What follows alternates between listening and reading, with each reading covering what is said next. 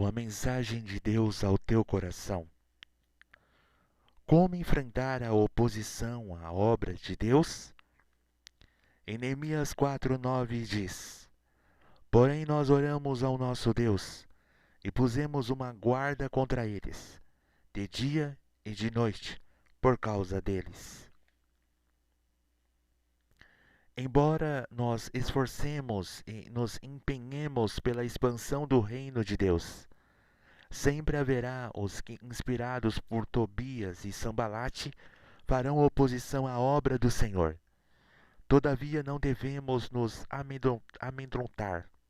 Quem se levanta contra a obra de Deus, contra o próprio Deus se levanta. O mesmo Senhor que esteve com Neemias também estará conosco. Aos seus servos dará ele sabedoria, graça e unção, a fim de que conduzam a igreja de Cristo na sã doutrina e de acordo com a vontade divina. Oposição ferrenha, a ira dos adversários.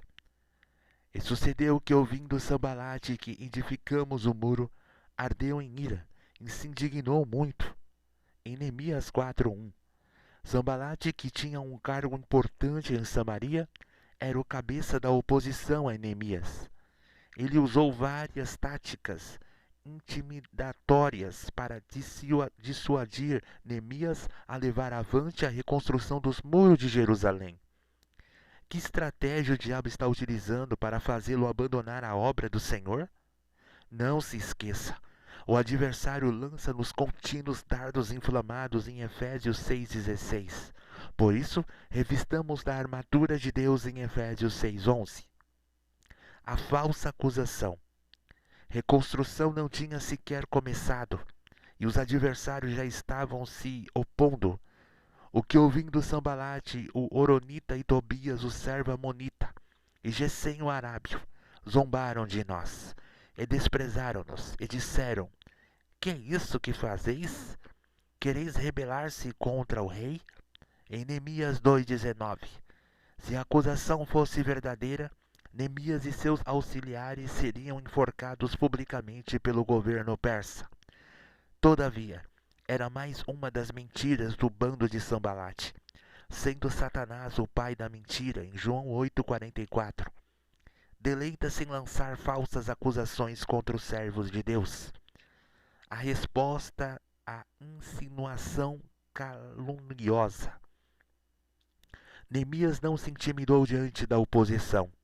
Ele tinha cartas e álvaras reais que lhe autorizavam reconstruir os muros da cidade santa. A resposta de Neemias contra aquela insinuação foi enérgica. O Deus dos céus é que nos fará prosperar, e nós, seus servos, nos levantaremos e edificaremos. Em Neemias 2,20. Neemias sabia que ninguém pode impedir a obra do Senhor. Em Isaías 43:13. A crítica dos adversários. O conteúdo das críticas em Neemias 4, do 1 ao 3. Sambalate ficou furioso com o sucesso dos edificadores. Por isso, jocosamente perguntou: O que fazem esses fracos judeus? Pertencei isso? Sacrificarão? Acabarão num só dia? Vivificarão dos montões do pó as pedras que foram queimadas? Neemias 4:2. Sambalate e Tobias apelaram para a crítica visando desqualificar o trabalho dos judeus. Neemias, porém, não se deixou abater. Ele sabia que Deus está no controle de todas as coisas. Oposição ao culto a Deus. Permitir-lhes a isso? Sacrificarão? Neemias 4:2. Os inimigos sabiam que Deus garante a vitória ao povo que o adora. Não é por acaso que o diabo continua a utilizar essa velha tática contra o adversário. Aleluia!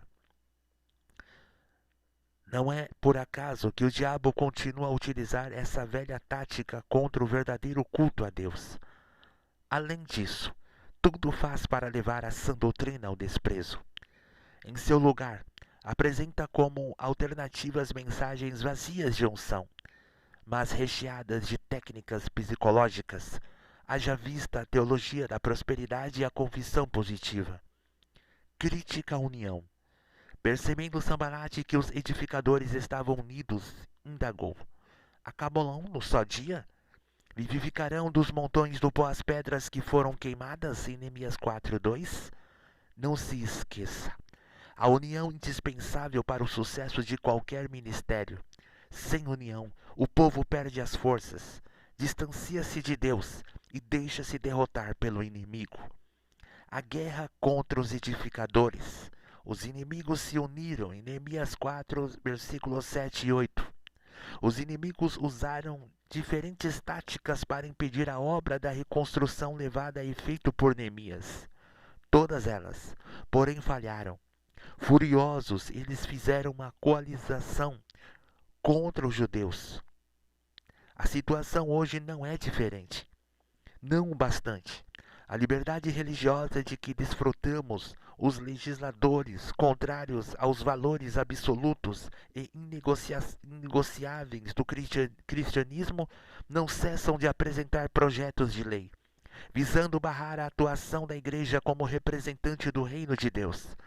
Haja vista os que o tentam, legislando sobre homofobia, calar os que declaram, baseados na Bíblia Sagrada, ser o homossexualismo um pecado contra Deus, em Levítico 18:22 e em 1 Coríntios 6:9.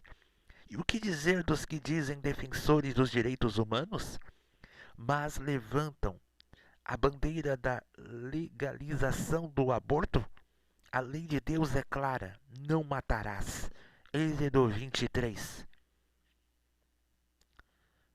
Aleluia, aleluia. Oração e vigilância. Porém, nós oramos ao nosso Deus e pusemos uma guarda contra eles, de dia e de noite, por causa deles. Neemias 4:9. Essa é a chave do texto da mensagem. Diante da ação insistente dos inimigos, Neemias tomou uma atitude firme e decidida. Convocou o povo para orar e vigiar de dia e de noite, enquanto a obra progredia. Pelo que pus guardas nos lugares baixos por detrás do muro e dos altos, e pus o povo, pelas suas famílias, com as suas espadas, com as suas lanças e com seus arcos, em Neemias 4:13. Não podemos deixar brecha alguma ao adversário, quer na igreja, quer em casa, vigiemos e oremos.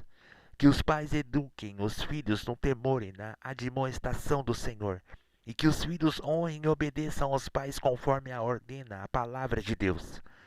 Cuidemos para que conteúdos abomináveis da TV, internet e outras mídias não venham destruir nossos lares. É hora de se erguer os muros que os adversários, aleluia, deitou por terra. A conclusão, a semelhança de Neemias, enfrentemos hoje uma grande oposição a essa luta. Porém, não é contra a carne e o sangue, por isso oremos e vigiemos. Trabalhemos, pois, na seara do Mestre com sabedoria e prudência.